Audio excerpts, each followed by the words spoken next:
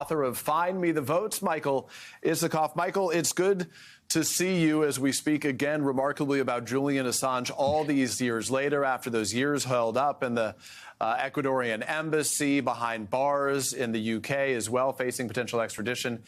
It was feared to Sweden at one point. Is this the end of the line for Julian Assange? It looks like it. I mean, he does have the option of trying to appeal to the European Court of Human Rights. He could file an appeal on that if he gets turned down here. But it's also more than likely that if the High Court in Britain turns this request down, they'll just send him back to the U.S. and that appeal might be moot. And Michael, this is a complex topic, right? Because sometimes First Amendment fights sometimes deal with protecting the rights of people who are viewed as unsavory by a lot of different people here. If Julian Assange ultimately does get extradited to the United States, what is the state of that conversation here among American lawmakers as it relates to Julian Assange, and what should we expect would happen to him here? This is a case about which people, particularly in the press, are profoundly ambivalent. On the one hand, some of the charges against Assange do relate to disclosure of national defense information. That's the kind of charge that could be used against the New York Times, the Washington Post, NBC News. I mean, you look at some of the groundbreaking reporting that was done, especially during the Bush era, the disclosure of CIA black site prisons or surveillance by of American citizens by the Bush administration.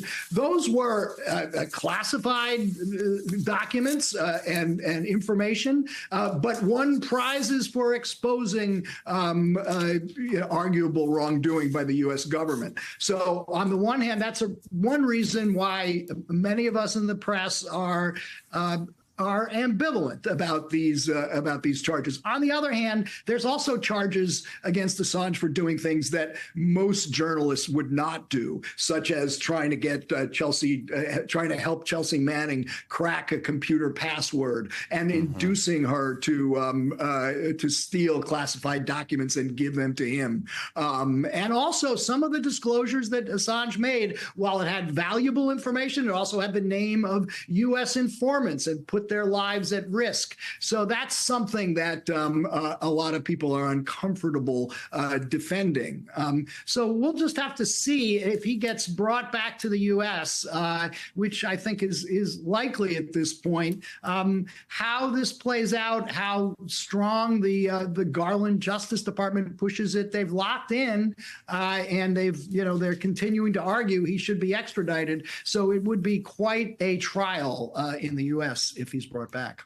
Yeah, after all these years, there's still a lot of mixed opinions as it relates to Julian Assange and the drama that we've seen play out over most of the last 15 years. Michael Isikoff, it's nice to see you. Appreciate your taking time to speak to us.